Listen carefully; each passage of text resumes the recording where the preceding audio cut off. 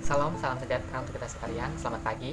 Pada pagi hari ini saya mewakili dari kelompok 4. Kami akan mempresentasikan tentang akuntansi sebagai sistem informasi. Pada akuntansi sebagai sistem informasi ada dua bab yang kami akan bahas. Yang pertama, konsep dasar akuntansi, dan yang kedua, sistem informasi akuntansi. Dalam konsep dasar akuntansi, kita akan membahas tentang sejarah dan pengertian akuntansi. Sejarah akuntansi tidak lepas dari seorang ahli matematika, yaitu Luca Pacioli. Dia adalah seorang pencetus sistem kontinental dan sahabat Leonardo da Vinci.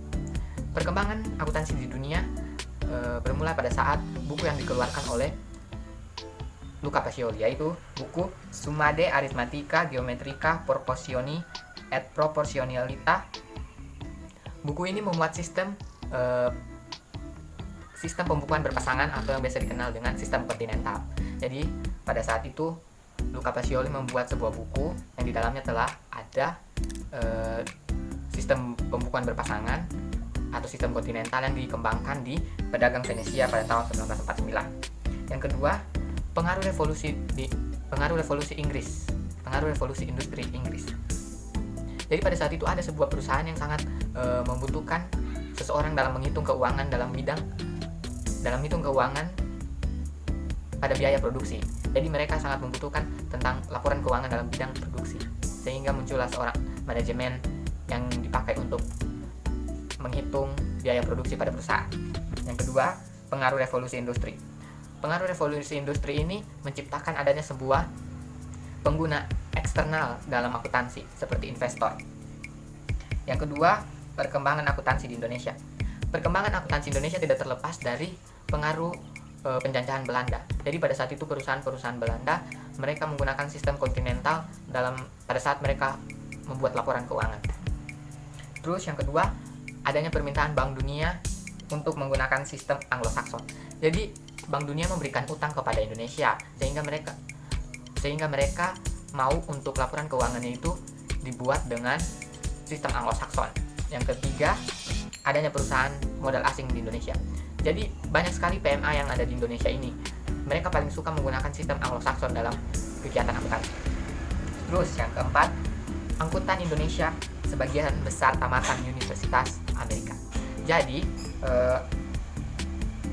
akuntansi Indonesia itu karena mereka kuliah di Amerika, jadi pas mereka pulang mereka membawa itu pengetahuan akuntansi mereka, yaitu sistem Anglo-Saxon yang ada di Amerika.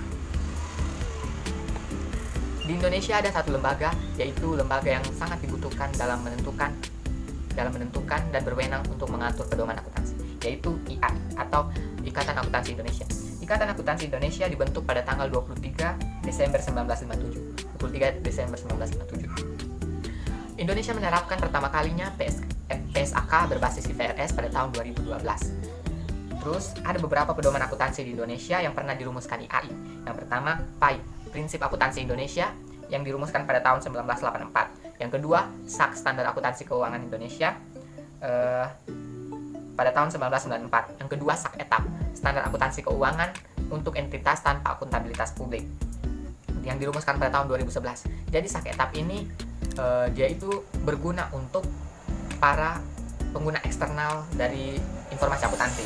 Yang keempat, SAK umum atau biasa SAK yang sangat banyak dipakai dalam lintas negara.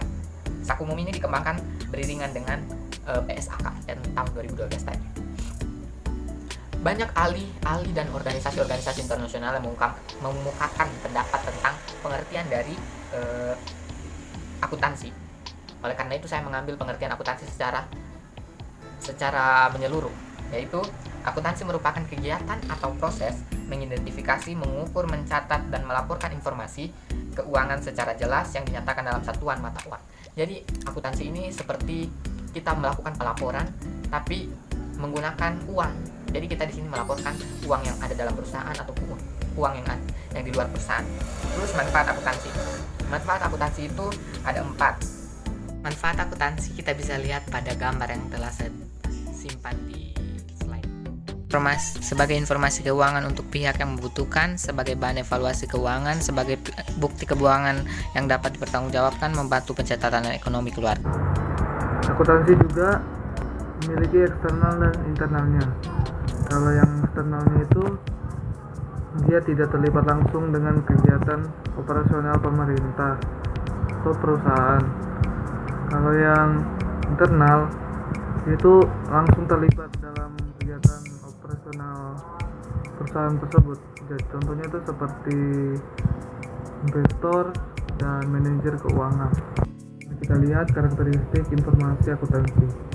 Jadi akuntansi itu informasinya harus relevan.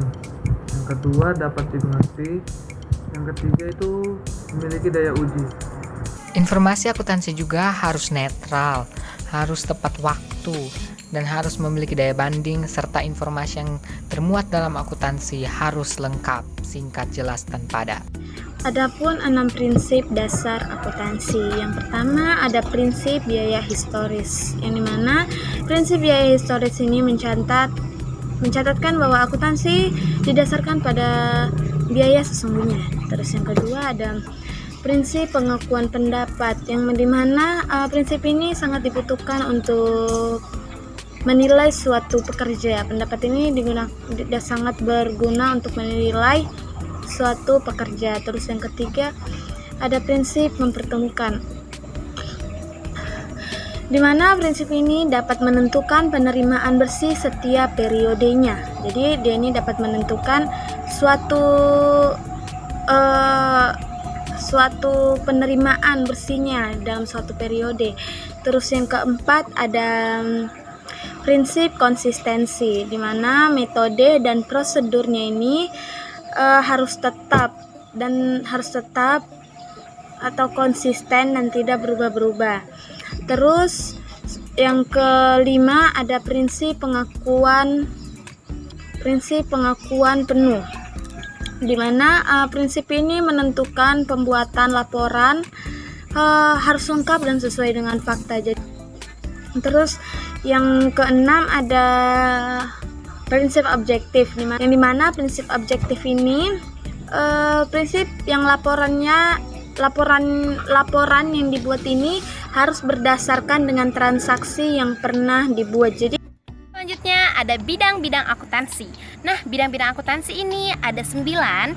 Yang pertama adalah akuntansi keuangan. Nah, akuntansi keuangan ini berhubungan dengan pencatatan transaksi keuangan yang ada di perusahaan seperti utang, modal, dan harta. Lalu akuntansi keuangan ini bertujuan mengelola keuangan menjadi laporan keuangan dan berikutnya untuk diinformasikan kepada pihak-pihak yang ada di luar perusahaan. Lalu nomor 2 ada akuntansi pemeriksaan atau kita kenal dengan audit. Nah, akuntansi pemeriksaan ini adalah pemeriksaan terhadap catatan akuntansi untuk pendukung pemeriksaan terhadap catatan akuntansi pendukung laporan keuangan dan memberikan pendapat mengenai kelayakan dan kendala laporan keuangan. Lalu ada akuntansi biaya. Akuntansi biaya ini memiliki fungsinya yaitu mengumpulkan dan menganalisis semua data mengenai biaya yang digunakan pemimpin perusahaan dan sebagai pengontrol kegiatan yang telah dilakukan. Lalu di situ ada lagi yang keempat, akuntansi manajemen. Nah, akuntansi manajemen informasi untuk manajemen perusahaan untuk mendukung kegiatan perencanaan dan kebijakan untuk masa yang akan datang. Lalu habis itu ada yang kelima, akuntansi anggaran. Nah, seperti namanya, akuntansi anggaran menyusun sebuah rencana. Jadi akuntansi anggaran ini adalah akuntansi untuk menyusun rencana keuangan periode tertentu di masa yang akan datang dan bertugas mengendalikan rencana kerja terhadap untuk mengendalikan rencana kerja yang telah berjalan supaya sesuai dengan yang ditetapkan atau sesuai dengan anggaran, sesuai dengan rencana yang telah dibuat. Lalu berikutnya ada akuntansi perpajakan. Nah, akuntansi perpajakan ini adalah bidang akuntansi yang tujuan utamanya menyiapkan laporan yang diperlukan untuk penetapan pajak. Lalu akuntansi pajak bertugas untuk merencanakan pajak dan menyusun surat pemberitahuan pajak atau SPT. Lalu habis itu ada akuntan sektor publik. Nah, akuntan sektor publik ini sama dengan akuntan pemerintah. Akuntan pemerintah. Akuntan pemerintah ini akuntan yang khusus untuk pencatatan dan pelaporan data keuangan yang terjadi pada badan-badan perusahaan pemerintahan. Lalu ada sistem akuntansi. Nah, sistem akuntansi ini yaitu sistem akuntansi yang berhubungan dengan penyusunan sistem akuntansi suatu perusahaan sehingga diperoleh informasi yang cepat dan akurat. Jadi, sistem akuntansi ini penyusunan sistem akuntansi yang informasinya cepat dan akurat dan memiliki tujuan untuk mengamankan harta dari perusahaan. Lalu terakhir ada akuntansi internasional. Nah, akuntansi internasional ini akuntansi yang memfokuskan diri pada persoalan akuntansi yang terkait dengan negara dan negara. Jadi namanya aja internasional. Jadi akuntansi yang berhubungan juga dengan hukum dan tentang perpajakan. Lalu habis itu yang kelima ada profesi akuntansi. Nah, profesi akuntansi ini ada 4. Nah, profesi akuntansi yang pertama akuntan internal perusahaan. Nah, jadi akuntan internal perusahaan, akuntan ini memiliki tugas untuk mengawasi dan mengontrol arus masuknya uang dan menyediakan informasi akuntansi keuangan, lalu menyusun sistem akuntansi, lalu menyusun anggaran, menangani masalah perpajakan, serta memeriksa laporan keuangan. Jadi itu adalah tugas-tugas dari akuntansi internal perusahaan. Dan di sini ada akuntansi publik atau akuntansi eksternal. Eksternal, akuntan yang memberikan jasa dalam bidang akuntansi bagi perusahaan, baik perusahaan bisnis maupun perusahaan non bisnis. Dan jasa yang diberikan adalah pemeriksaan kelayakan dan kewajiban laporan keuangan suatu organisasi. Dan akuntan publik ini boleh mendirikan kantor untuk akuntan secara mandiri, tetapi dengan syarat harus lolos ujian sertifikasi akuntan publik atau USAP dan harus mendapatkan izin dari Kementerian Keuangan. Lalu yang ketiga ada akuntan pemerintah. Jadi akuntan pemerintah ini adalah akuntan yang bekerja dalam lembaga pemerintahan.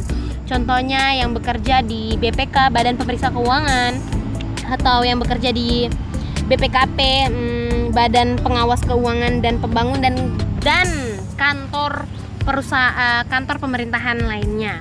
Dan akuntan pemerintah ini memiliki tanggung jawab atau tugas, yaitu merencanakan, mengendalikan, memeriksa penggunaan uang atau kelayakan negara, serta mengamankan kepentingan pemerintah, dan itu harus. Lalu yang terakhir ada akuntan pendidik. Nah, saya senang sekali akuntan pendidik. Jadi akuntan pendidik ini seperti guru atau dosen, akuntansi yang membagikan atau mengajarkan ilmu-ilmu tentang akuntansi.